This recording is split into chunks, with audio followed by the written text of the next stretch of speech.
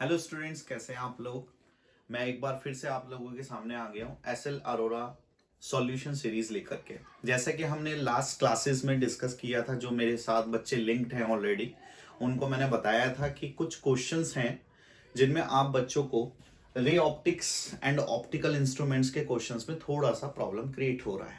ठीक है, तो उसके कुछ मैंने स्पेशल वीडियो लेक्चर्स सोचा आप लोगों के लिए बना दूं, तो ताकि आप लोगों को हेल्प हो जाएगी। ठीक है, मैंने आपको पहले भी बताया था, मेरे कांटेक्ट नंबर्स मैंने आपको लास्ट वीडियोस में दिए हुए हैं, आप मुझसे कांटेक्ट कर सकते हैं ताकि आपको कंप्लीट सिलेबस का नॉलेज एकदम मिल जाए और कंप्लीट गाइडलाइन आपको मिलता रहे। ठीक है, तो ray optics and optical instruments बेटा चैप्टर जो है बहुत ही इंटरेस्टिंग चैप्टर है और one of the best chapter मैं इसको मानता हूं इस साल, क्योंकि आपको पता है टर्म 1 और टर्म 2 में सिलेबस आपका डिवाइड हो चुका है। तो ऑप्टिक्स का इंपॉर्टेंस अब और ज्यादा बढ़ गया है।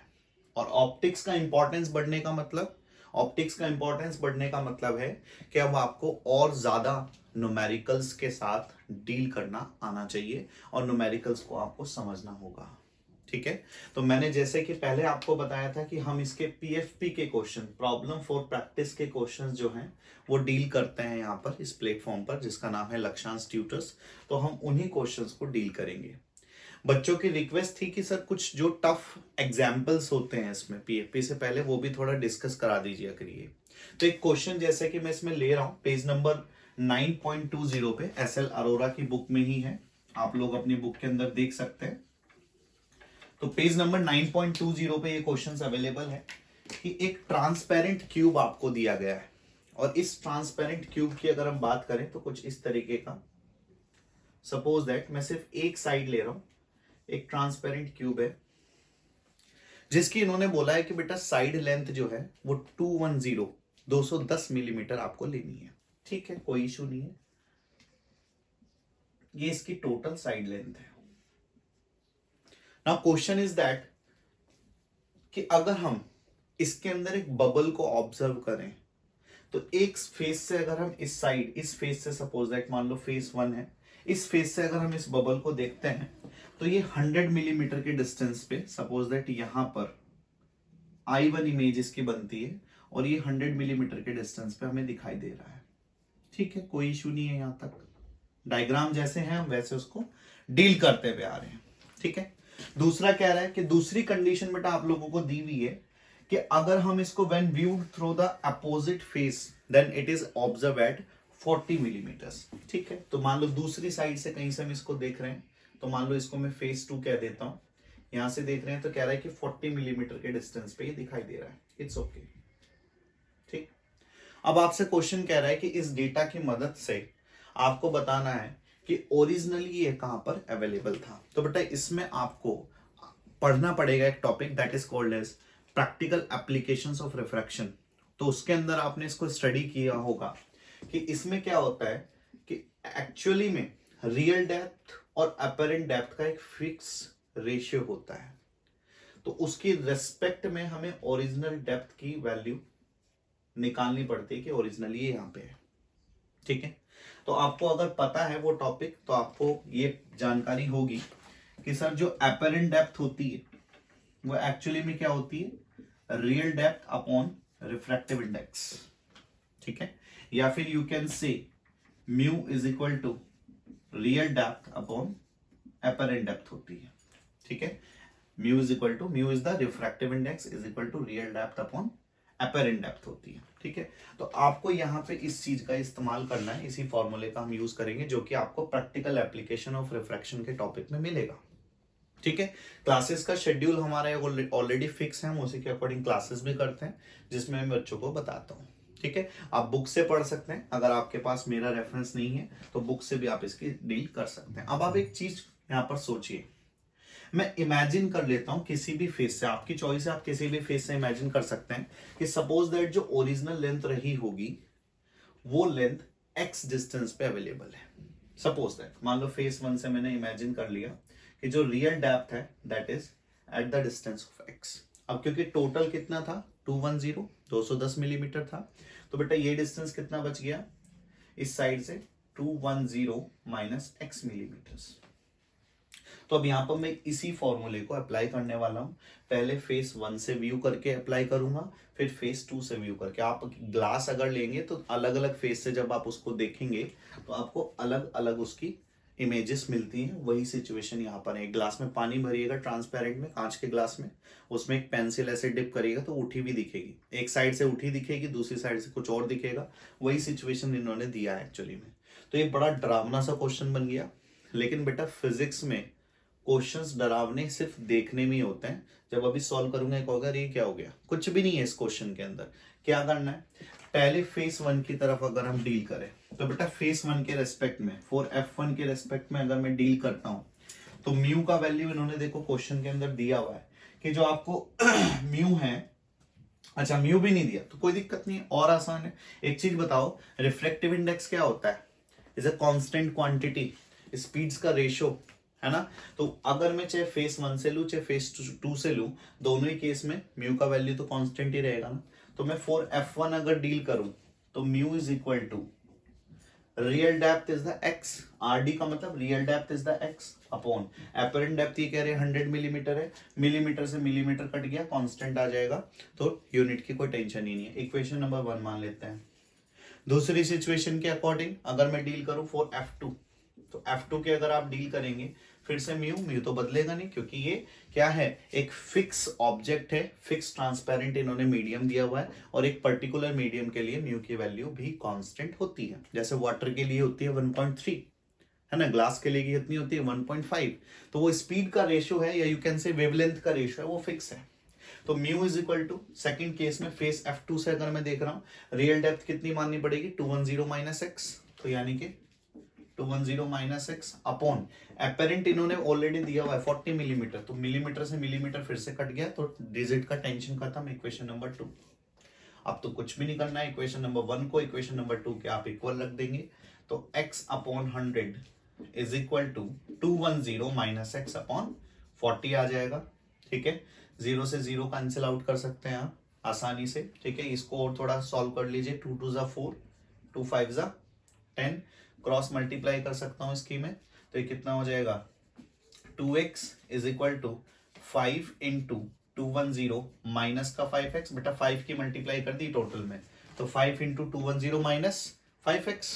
ठीक है, अब ये 5x इधर ले जाता हूं मैं, तो इधर जाएगा तो माइनस हो जाएगा प्लस, तो यानी कि 2x plus 5x is equal to 5 into 210, यानी कि 7x is equal to 5 into 210। अब कुछ बच्चे कह रहे हैं सर मल्टीप्लाई कर देना चाहिए था। अरे बेटा आपको यहाँ पे कैलकुलेशन में मिस्टेक हो जाएगी फिर, और काम बढ़ जाएगा। आपको ऑलरेडी दिख रहा है कि इसका तो ऑलरेडी x निकालना है और काट पीट के माइनस प्लस ही करना है, तो क्यों फालतू में टेंशन लेनी। आप direct x is equal to solve कर सकते हैं, 5 इंटू 210 अपॉन 7, 7 3 ज़ा 21। ठीक है, तो x इज इक्वल टू कितना आ गया, 5 3 ज़ा 50, 150 आंसर आ गया। ठीक है, तो 150 मिलीमीटर इज द डिस्टेंस जो ओरिजिनली जहां पर बबल जो है आपका बन रहा था। अब इसमें आपसे ये भी क्वेश्चन पूछ सकता है, जैसे उन्होंने बोला है कि म्यू भी निकालो, तो कुछ भी नहीं करना, इक्वेशन 1 में पुट कर देना, तो म्यू इज इक्वल टू कितना हो जाएगा 150 अपॉन 100, 0 से 0 कट गया। ठीक है, 15 अपॉन 10, तो देखो कुछ बच्चों को इसमें भी प्रॉब्लम है, तो बेटा जितना 0 नीचे होता है उतना पॉइंट ले लिया करो। यहाँ पे पॉइंट माना 0 ले सकता हूं, तो अब इतना ही पॉइंट इधर लेफ्ट साइड कर दो, है ना, तो यानी कि कितना आ गया म्यूजिकल टू 1.5, यानी कि वाटर के लिए डील कर रहे हैं, अभी बताया था। समझ पाए? तो इस तरीके से अगर आप क्वेश्चन को अंडरस्टैंड करके करोगे ना, तो बेटा चाहे आईआईटी के क्वेश्चंस हो, चाहे नीट के क्वेश्चंस हो, चाहे आप केवाई पीएमटी के क्वेश्चंस दे रहे हैं, चाहे आप 12th के क्वेश्चन दे रहे हैं, या एक्सेट्रा कोई भी कॉम्पिटिटिव एग्जाम्स पीजीटी के टीजीटी के क्वेश्चन दे रहे हैं, इस क्वेश्चन से तरीका आपने सीख लिया अगर तो आपको क्वेश्चंस में कभी भी प्रॉब्लम नहीं हो सकती। ठीक है ना, तो इस तरीके से हम इन क्वेश्चंस पे डील करने वाले हैं। ठीक, जैसे अब मैं प्रॉब्लम फॉर प्रैक्टिस का क्वेश्चन उठाता हूं, क्वेश्चन नंबर 1। क्वेश्चन नंबर 1 की अगर मैं बात करूं तो क्वेश्चन नंबर 1 बेटा आपको कुछ रिफ्रैक्टिव इंडाइसिस के डेटा देता है, और रिफ्रैक्टिव इंडाइसिस के डेटा के अकॉर्डिंग वो डील करने के लिए बोल रहा है। कह रहे कि एक फिल्म ऑफ ऑयल मेरे पास अवेलेबल है। ठीक है, क्वेश्चन नंबर 1 की मैं बात कर रहा हूं, पेज नंबर 9.21 पे अगर आप देखेंगे तो कह रहे हैं कि एक फिल्म ऑफ ऑयल है जिसका रिफ्रैक्टिव इंडेक्स आपको लेना है 1.20, okay, lies on water of the refractive index 1.33, water का रिफ्रैक्टिव इंडेक्स है, उसके अंदर वो लाइज करता है, ठीक है, पानी पे तैर सकती है ना ऑयल ड्रॉप, इसलिए, ओके।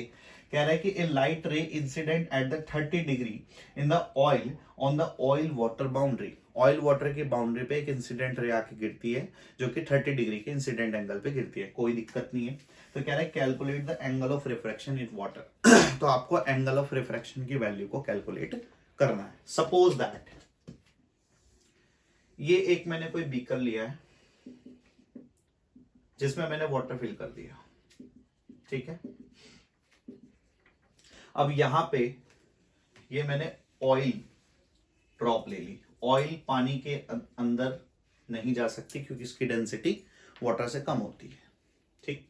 अब क्वेश्चन इज सेइंग दैट कि फिल्म ऑफ ऑयल का रिफ्रैक्टिव इंडेक्स, ऑयल का रिफ्रैक्टिव इंडेक्स जो है बेटा, किसी भी चीज का रिफ्रैक्टिव इंडेक्स हम एयर के रेस्पेक्ट में डील कर सकते हैं अगर दूसरा मीडियम ना दिया हो तो वो दिया हुआ है कितना, 1.20, ओके। अब कह रहे हैं lies on the water of refractive index, पानी का रिफ्रैक्टिव इंडेक्स ये हमें याद भी करना पड़ेगा, थोड़ा यूज हो जाता है, 1.33 या 1.3 ले सकते हैं कैलकुलेशन को आसान बनाने के लिए। कह रहे हैं कि इस पे इंसिडेंट रे इतनी है तो आपको angle of refraction in water calculate करना है। तो कुछ भी नहीं करना बेटा, जब इस पे कोई लाइट इंसिडेंट करेगी तो 30 डिग्री के एंगल पे कह रहे हैं इंसिडेंट करेगी, तो बेटा रिफ्रैक्शन जब करेगी तो यहां से निकलेगी, थोड़ा इसको वाटर के रेस्पेक्ट में डील कर लेते हैं, यहां पे बना लेते हैं थोड़ा, ये मैंने लेयर बना दी ना इसलिए, ठीक। तो 30 डिग्री हो गया, तो ये क्या हो जाएगी, अवे फ्रॉम द नॉर्मल, ठीक है, क्योंकि ऑयल ड्रॉप जो है, ऑयल ड्रॉप की अगर हम बात करें तो वो रेयरर की तरह डील कर रही है और ये डेंसर की तरह, तो सॉरी आप इसको टुवर्ड्स द नॉर्मल बना सकते हैं, ठीक है, क्योंकि यहाँ पे ये क्योंकि ऑयल कौन सा है ये डिपेंड करता है, उसके अकॉर्डिंग फिर डील हो जाएगी, ठीक है। अब क्योंकि वाटर के रेस्पेक्ट में जनरली डेंसिटी कमी होती है ऑयल्स की, कोई भी ऑयल्स जनरली ये देते हैं, तो हमें फिर क्या लेना है, रेयरर टू डेंसर वाला केस यहाँ पे लेना पड़ेगा। तो आपको पता ही है रेयरर डेंसर में कॉज ऑफ रिफ्रैक्शन के अकॉर्डिंग वेलोसिटी की जो वैल्यू होती है वो ज्यादा हो जाती है इंसिडेंस में, और उसके रेस्पेक्ट में रिफ्रैक्शन वाले की कम रह जाती है, जिसकी वजह से रिफ्रैक्टिव इंडेक्स की वैल्यू चेंज हो जाती है और साइन आर आपको कम मिलता है। तो यानी कि एक चीज ऑलरेडी कंफर्म है, आर की जो वैल्यू आएगी वो 30 डिग्री से कम आएगी, है ना। अगर आपने लॉज ऑफ रिफ्रैक्शन पढ़े हैं तो आपको पता होना चाहिए कि sir mu is equal to होता है v1 अपॉन v2, राइट, और म्यू इज इक्वल टू होता है sine i upon sine r. अब हमें पता है कि हम रेयर टू डेंसर जा रहे हैं, तो रेयर मीडियम में वेलोसिटी ज्यादा होगी, डेंसर में कम होगी। क्यों कम होगी, क्योंकि रेयर मीडियम में ऐसा इमेजिन करो कि पार्टिकल्स दूर दूर हैं, जिस भी चीज के आप ले रहे हैं, तो पार्टिकल्स दूर दूर हैं तो लाइट टकराएगी नहीं, ज्यादा कोलाइड नहीं करेगी, तो आसानी से ट्रैवल कर सकती है, तो इसकी स्पीड मेंटेन रहेगी। और अगर डेंसर मीडियम की बात करें तो डेंसर मीडियम में वेलोसिटी जाहिर सी बात है घट जाएगी। जैसे एक रूम में आप ट्रैवल कर रहे हो, घूम रहे हो, सामान बहुत ज्यादा रखा है तो ट्रैवल करने में ज्यादा परेशानी आएंगी, तो उसकी वजह से वेलोसिटी कम हो जाती है ना। तो सेम यहाँ पे केस है कि v1 अगर ग्रेटर देन हो गया v2 से, तो v1 अगर ग्रेटर देन हो गया तो साइन i को भी ग्रेटर देन होना पड़ेगा साइन r से, कॉमन सेंस। तो साइन से साइन कट गया तो i ग्रेटर देन r, तो यानी कि ऑलरेडी आंसर मुझे पता है कि मेरा अगर आंसर सही होगा तो रिफ्रैक्टिव एंगल की वैल्यू 30 डिग्री से कम आनी चाहिए। तो अब तो कुछ करना ही नहीं है कैलकुलेट, आप क्या करो, ऑयल के रेस्पेक्ट में वाटर का रिफ्रैक्टिव इंडेक्स कैलकुलेट कर लो। तो इसके लिए हमारे पास ऑलरेडी एक फॉर्मूला है, कॉम्बिनेशन ऑफ मीडिया का टॉपिक आपने स्टडी किया होगा, और कॉम्बिनेशन ऑफ मीडिया के अकॉर्डिंग आपको किसी के भी रेस्पेक्ट में किसी का भी रिफ्रैक्टिव इंडेक्स अगर निकालना है तो बहुत आसान है कि वाटर का refractive index with respect to oil निकालना है अगर, तो refractive index of water with respect to air upon कर देंगे हम refractive index of oil with respect to air, ठीक है। तो 1.33 अपॉन 1.20, ठीक है। यहां से ओ म्यू डब्ल्यू की वैल्यू आ जाएगी, और उसको हम किसके बराबर रख सकते हैं, इसको हम लिख सकते हैं sine i upon sine r. Sine i देखो दे रखा है क्वेश्चन में कितना, साइन 30 डिग्री, तो sine 30 degree upon sine r. इसके वैल्यू को हम थोड़ा सॉल्व कर लेंगे, तो साइन 30 की वैल्यू कितनी होती है 1/2 पुट कर सकता हूं, तो कितना हो जाएगा, पॉइंट्स काट दो चाहो तो 133 अपॉन 120 is equal to 1/2 2 sin r, ठीक है। इसको 2 को इधर ले जाते हैं और फिर उठा के इसको रिवर्स कर देंगे, ठीक है ना। तो कितना हो जाएगा ये 2 sin r into 133 is equal to 120। तो sin r is equal to 120 upon 2 into 133, ठीक है। 2 6 12 60 अपॉन 133। अब देखो ये लगभग आपको अगर लमसम इसको डील करें तो ये लमसम 1/2 है, लेकिन ये एक्यूरेट 1/2 नहीं है। तो मैं इसको लमसम ले लेता हूं, लमसम ये 0.4 समथिंग कुछ आएगा। अब साइन की ऐसी कोई वैल्यू आपने याद नहीं करी है, कोई भी वैल्यू नहीं आपने याद की होगी, नहीं मैथ्स वाले बच्चों ने की होगी, तो बेटा डोंट वरी, पेपर में देगा कि 0.49 समथिंग कुछ ऐसा is equal to sine 27 degree है। समझ जाना, आंसर भी वही होने वाला है, जनरली ऐसा होता है। इसलिए तो मैं कहता हूं रेस का टॉपिक इजी है, आंसर्स का आइडिया पहले लग जाता है और दिया होता है तो आप डायरेक्ट क्या करते हैं, अगर आपका आईक्यू लेवल अच्छा है, दिमाग इस्तेमाल करें आप, तो आप खुद सोचो मैंने क्या बोला कि रिफ्रैक्टिव एंगल की वैल्यू कम आने वाली है, दे रखा है इन्होंने, ये वाला डेटा देंगे, डोंट वरी। बायोलॉजी वाले बच्चों को भी टेंशन लेने की जरूरत, देंगे तो आप डायरेक्ट भी इस आंसर को लिख के आ सकते थे, है ना। मार्क्स नहीं कटेगा अगर 1 या 2 नंबर में पूछे, लॉन्ग क्वेश्चन में तो फिर प्रॉपर आपको पैटर्न बताना पड़ेगा कि करना क्या है। तो बस अब तो कुछ करना ही नहीं, r is equal to lump sum 27 degree आपका आंसर आ गया। समझ पा रहे हैं? तो इस तरीके से आपको पीएफपी के क्वेश्चंस को एक पैटर्न बेस्ड होके चलना पड़ेगा। तरीका क्या है, आप पहले बुक पढ़ो, बुक को आप स्टडी करो, इजीली अवेलेबल है मार्केट में भी, अमेजोन, फ्लिपकार्ट, ये जो वेबसाइट वगैरह आती है इन पे भी आप बुक को रीड करिए। बुक को रीड करने के बाद आप एग्जाम्पल्स को स्टडी करिए। एग्जाम्पल को स्टडी करने के बाद अगर आप प्रॉब्लम फॉर प्रैक्टिस के क्वेश्चंस लगाएंगे तो मैं 100% गारंटी देता हूं आपको लगेंगे बहुत आसानी से। कैलकुलेशन की प्रॉब्लम है जैसे मोस्ट ऑफ बायो वाले बच्चों को ही होती है, तो उसके लिए हम बैठे हैं, थोड़ा थोड़ा सा काम हम शुरू करेंगे, थोड़ा आप करेंगे तो काम बहुत अच्छे से होने लगेगा, ठीक है ना। समझ पा रहे हैं, कोई टेंशन नहीं है। अगर फिर भी बड़ी सारी प्रॉब्लम आ रही है, क्वेश्चन सॉल्व नहीं हो पा रहे हैं, तो मैंने आपको पहले भी बताया था मेरा व्हाट्सएप नंबर है 9058695715। आप मुझे डायरेक्ट मैसेज कर सकते हैं अपना क्वेश्चन, कोई हाय हेलो की जरूरत नहीं है, अपना क्वेश्चन आप डाल दो, लिख दो कि लक्षांश ट्यूटर के यूट्यूब चैनल से बात कर रहा हूँ, बस मुझे आइडिया लग जाएगा कि आप कहाँ से बात कर रहे हैं। क्योंकि बेटा कई जगह जब हम टीचिंग करते हैं तो फिर अंडरस्टैंडिंग नहीं हो पाती, और हर बच्चे का अलग सिलेबस है, अलग पैटर्न है, ठीक है। बट हाँ, मैं इतनी गारंटी आपको दे सकता हूं, अगर आप ढंग से एसएल अरोरा के क्वेश्चंस भी सॉल्व कर लें तो आपको बेसिक नॉलेज जो आईआईटी मेंस की है वो होनी शुरू हो जाएगी। क्रैक नहीं हो पाएगा, मैं खुद कह रहा हूं, उसके लिए आपको रेदर देन दिस भी काम करना पड़ेगा, जैसे एससी वर्मा के क्वेश्चंस लगाने पड़ सकते हैं, ठीक है, लगाने पड़ेंगे ही, पढ़ सकते हैं क्या, थोड़ा परफेक्शन आता है, ठीक है। नीट का 90% सिलेबस कंप्लीट हो जाएगा अगर आप ढंग से एसएल अरोरा सॉल्व कर ले, ठीक है। और 12th के लिए तो बेटा मोर देन एनफ है, इधर उधर भागने की कोई टेंशन की जरूरत नहीं है, आपका काम बहुत आसानी से हो सकता है, ठीक है।